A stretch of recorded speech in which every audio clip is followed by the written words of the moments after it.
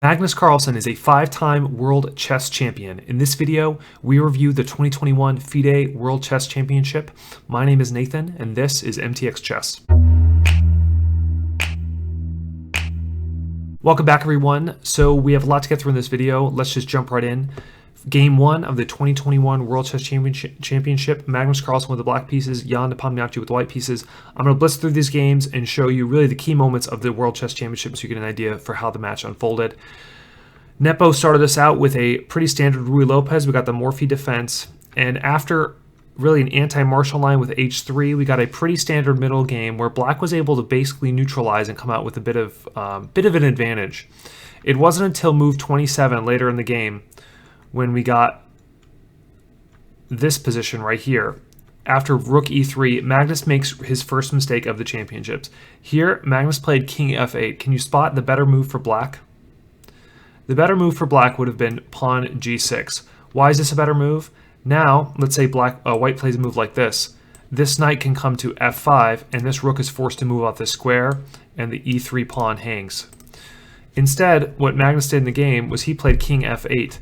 And after knight g2, knight f5, white has rook e5, and now this pawn's no longer hanging because black has to respond to the hanging knight. If Magnus had pushed g6 instead of king f8, he probably could have won game 1. Anyway, Nepo held on for a draw in an exciting and very tense game 1, and this was the end when the players agreed to a draw. In game 2, it was Magnus with the white pieces. And after a very exciting Catalan that saw Magnus sacrifice a pawn, we get a very complicated position where Nepo gets this fantastic d3 knight. After a pawn exchange in the center, Magnus makes the mistake of placing his f3 knight on e5, allowing Nepo to establish these monster knights down here on d3 and b3. This resulted in the loss of an exchange for Magnus. Magnus, down the exchange, is playing with his back against the wall. But by outmaneuvering his opponent's pieces and making this knight a really powerful piece, he was able to secure the draw. And here we are in a basically drawn endgame. In game 3, we had another Ruy Lopez from Nepo. Magnus replied with the Morphy defense, and Nepo elected to play a4, the anti-martial variation. After a very routine middle game, neither player was able to establish an advantage, and after the queens came off the board and the bishops came off the board and the rooks came off the board, there really wasn't enough material to fight for an advantage on either side. This game was also a routine draw. Game 4 saw Magnus with the white pieces. Here he played e4 instead of d4 in game 2. Nepo surprised the world by playing a Petrov's defense. And after a very routine middle game, with seeing lots of trades, Magnus forced a queen exchange. After the bishops came off the board, Magnus, down material, realizing that he wasn't going to be able to push this pawn to queen, got into a 3-move repetition and forced the draw. Game 5 was Nepo with the white pieces. We saw another Ruy Lopez from Nepo that also went into an anti-martial variation with this a4 move. Magnus responded playing rook b8. After a pretty routine middle game, both players jockeying for control of the center, Nepo missed the very important c4 move. Had he played c4, he could have rerouted his bishop around to this really great d5 square and had an advantage. However, he missed that, and after the bishops and queens and rooks got traded off the board, there wasn't enough material left to draw. Magnus built a fortress and played defensively until the draw was secured. Game 6 saw Magnus with the white pieces in one of the most exciting games in World Chess Championship history. Both players were in time control midway into this game. Magnus played a rare Catalan line, and Nepo countered it brilliantly. Towards the middle game, however, Nepo offered both of his rooks in exchange for Magnus's queen. Magnus accepted. Now, with a permanent material imbalance on the board, and both players up against time control, there were plenty winning chances for both sides. Here, Magnus could have won easily by playing rook c2.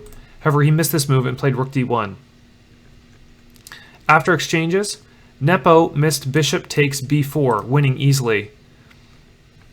And after a series of moves, it was clear that Nepo's advantage was slipping away. What ensued was the longest game in chess history, and it resulted in a brutal endgame where black had a queen and white had a rook, a knight, and 2 pawns. We'll see here how white sacrifices their rook to win the bishop and a pawn. And this was the endgame that Nepo found himself in as black. White maneuvered around until they could start pushing their pawns towards the end of the board.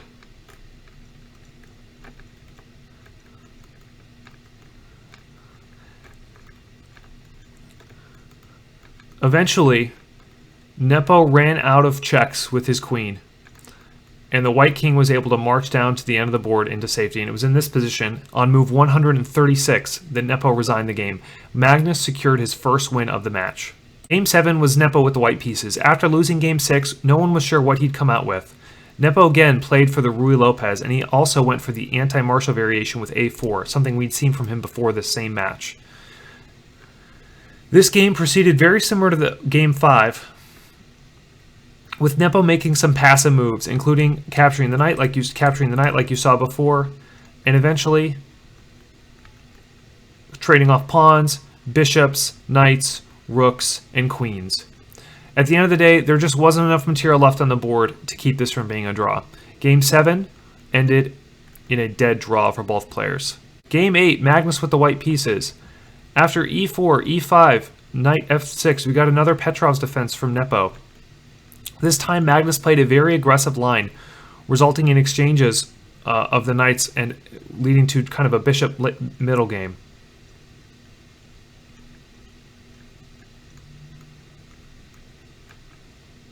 Here, Nepo made the mistake of blundering a pawn, his first big blunder of the match, when he played b5, not seeing that Magnus had queen a3 check with a fork on the pawn.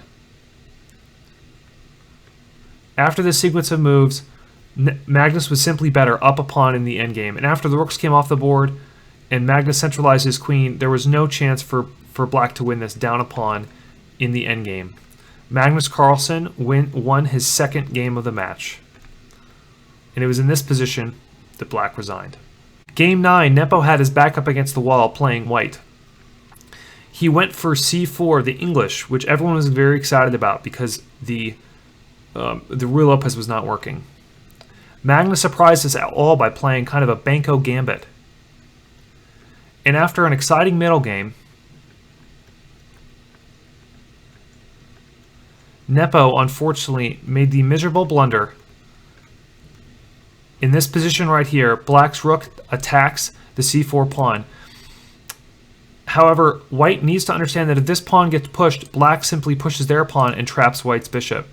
Nepo made the almost unthinkable blunder of playing c5. Black responded with c6, and no matter what white does, this bishop's going to fall. And this is how it happened.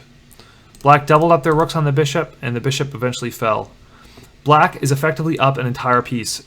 A horrible blunder from Nepo, with no chance for him to recover. In this position, white resigned the game. Nepo has now lost 3 games, 2 as black, and this game he lost as white. Game 10 of the match, Magnus Carlsen with the white pieces. Magnus needs only 1.5 points to clinch the championship. Magnus starts off with e4. We get another Petrov from Nepo with a little bit different variation. The queens came off the board early, which surprised everyone. The rooks were traded, the knights were traded, and eventually we got ourselves into a very routine endgame. It was clear that Magnus was playing for the draw. He was definitely in the driver's seat at this point in the match.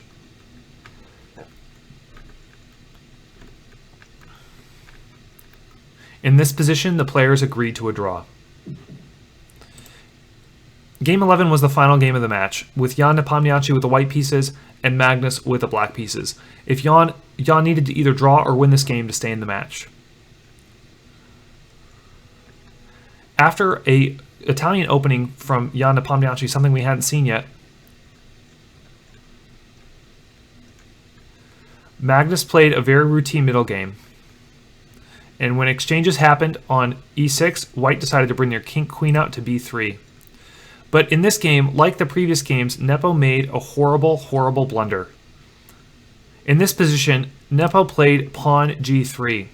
It looks like it kicks the rook off the square, but Magnus saw right through it.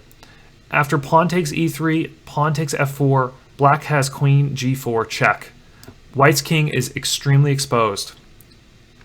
After some maneuvering by both black and white, Magnus was able to trade the queens off and then win the exchange with knight takes e1.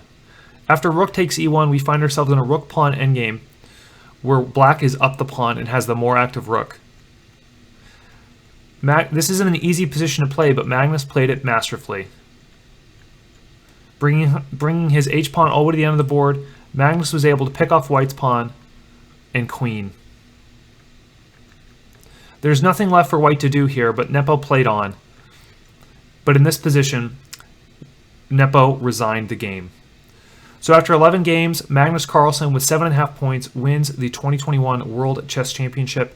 Obviously disappointing blunders for Nepo in games 8, 9, and 11. Blundering the pawn in game 8, blundering a whole piece in game 9, and then playing this very ill-advised g3 move in game 11. Game 6, I think, kind of broke Nepo's spirit a little bit. But hats off to Nepo for really playing a tough match. It's difficult to play in the World Championship, and he was a true sportsman, answered the media's questions. Magnus Carlsen, 5-time world champion. The only two world champions to do it longer than Magnus were Garry Kasparov, who defended this title 6 times, and Emanuel Lasker, who also defended this title 6 times. Will Magnus win again in 2023? We will have to wait and see. Thanks for watching this video. I hope you enjoyed this recap of the 2021 FIDE World Chess Championship. Please like and subscribe if you found this helpful, and leave a comment below. Thanks. See you next time.